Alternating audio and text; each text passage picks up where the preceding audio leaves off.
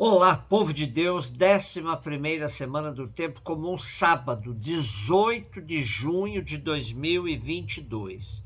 A nossa reflexão de hoje é a partir do segundo livro de Crônicas, 24, 17 e 25, e Mateus 6, 24 e 34. Depois da morte de Joiada, os chefes de Judá vieram prostrar-se diante do rei Joás, que, atraído por suas lisonjas, se deixou levar por eles. Os chefes de Judá abandonaram o templo do Senhor, o Deus de seus pais, e prestaram culto a troncos sagrados e a imagens esculpidas, atraindo a ira divina sobre Judá e Jerusalém por causa desse crime. O Senhor mandou-lhes profetas para que se convertessem a ele. Porém, por mais que estes protestassem, não lhe queriam dar ouvidos.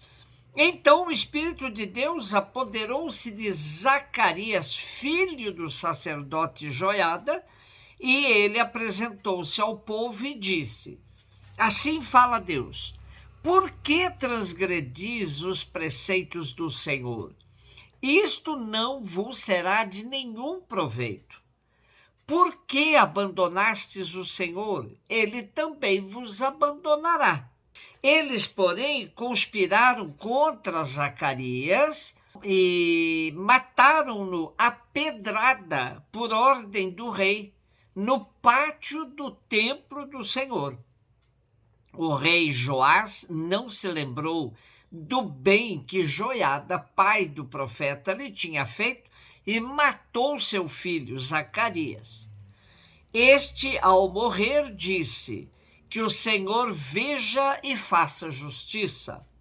Ao cabo de um ano, o exército da Síria marchou contra Joás, invadiu Judá e Jerusalém, massacrou os chefes do povo e enviou toda a presa de guerra ao rei de Damasco. Na verdade, o exército da Síria veio com poucos homens, mas o Senhor entregou nas mãos deles um exército enorme, porque Judá tinha abandonado o Senhor, o Deus de seus pais.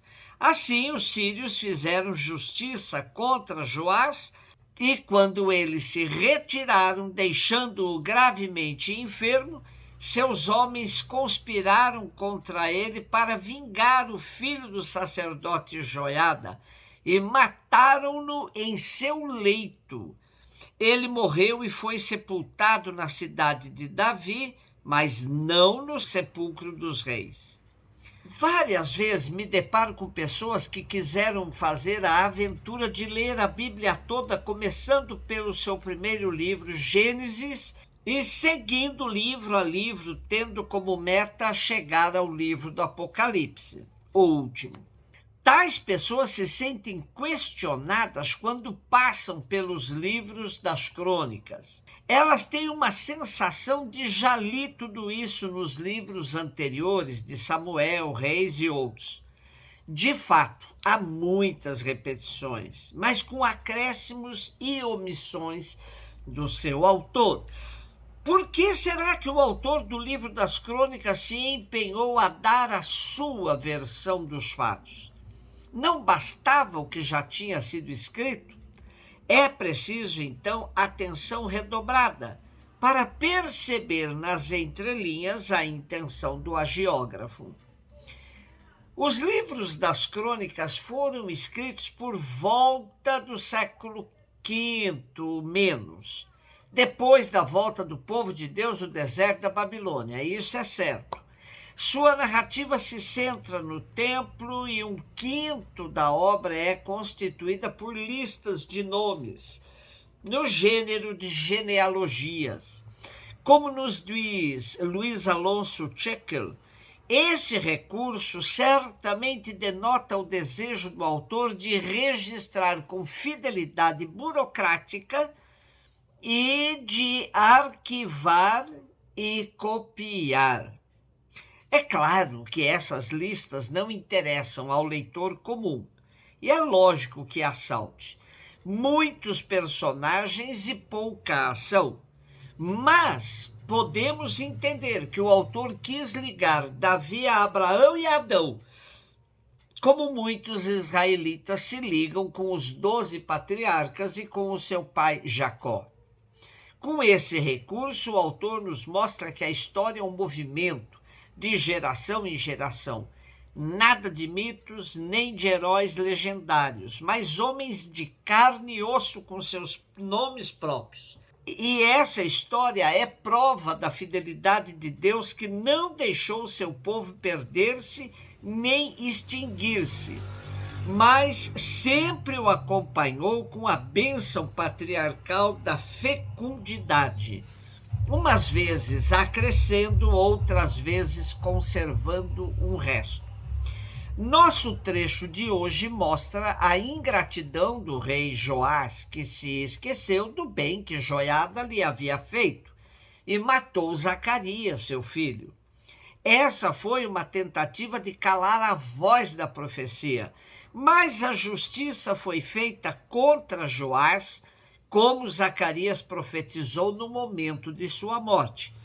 Procura-se silenciar a denúncia profética, mas o sangue sacrilegamente derramado prolonga o pedido de justiça do inocente assassinado. Mateus 6, 24, 34. Disse Jesus a seus discípulos: ninguém pode servir a dois senhores, pois ou odiará um e amará o outro, ou será fiel a um e desprezará o outro. Vós não podeis servir a Deus e ao dinheiro. Por isso eu vos digo, não vos preocupeis com a vossa vida, com o que havereis de comer ou beber, nem com o vosso corpo, com o que havereis de vestir. Afinal, a vida não vale mais do que alimento e o corpo mais do que a roupa? Olhai os pássaros dos céus, eles não semeiam, não colhem, nem ajuntam em armazéns. No entanto, vosso Pai que está nos céus os alimenta. Vós não valeis mais do que pássaros? Quem de vós pode prolongar a duração da própria vida só pelo fato de se preocupar com isso? E por que ficais preocupados com a roupa? Olhai como crescem os lírios do campo. Eles não trabalham nem fiam. Porém, eu vos digo, nem o rei Salomão, em toda a sua glória, jamais se vestiu como um deles. Ora, se Deus veste assim a erva do campo, que hoje existe e amanhã é queimada no forno, não fará ele muito mais por vós, gente de pouca fé?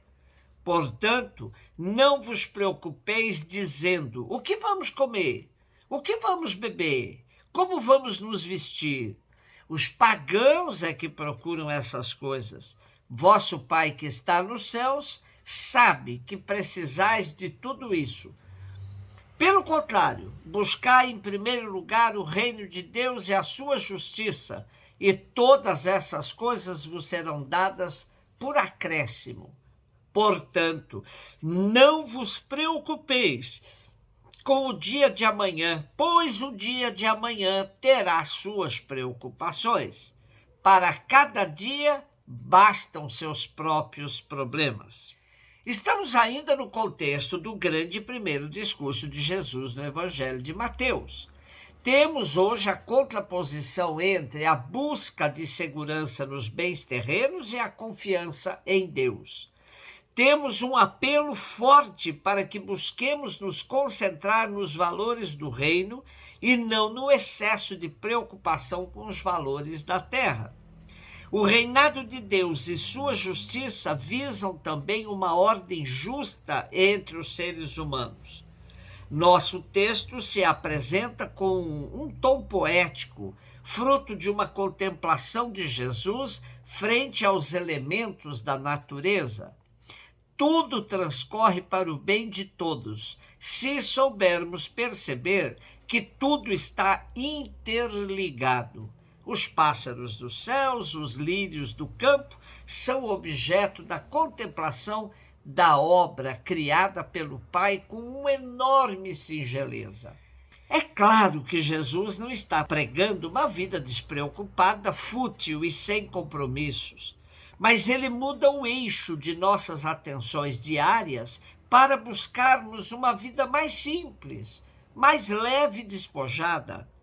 A preocupação exacerbada com o dinheiro impede o ser humano de buscar um reino de paz e de justiça, onde todos possam desfrutar das belezas dadas gratuitamente por Deus a todos. O excesso de preocupação produz uma vida centrada na acumulação, nunca na partilha. Aprender que cada dia tem seus próprios problemas a serem enfrentados, sem vivermos antecipando angústias que nos tornam pessoas com a síndrome da ansiedade. É questão de sabermos, como Jesus, desenvolver também a nossa capacidade contemplativa. Da contemplação passamos à oblação. Como cantamos tão bem, não se deve dizer nada posso ofertar, pois as mãos mais pobres é a que mais se abrem para tudo dar. Um beijo no seu coração.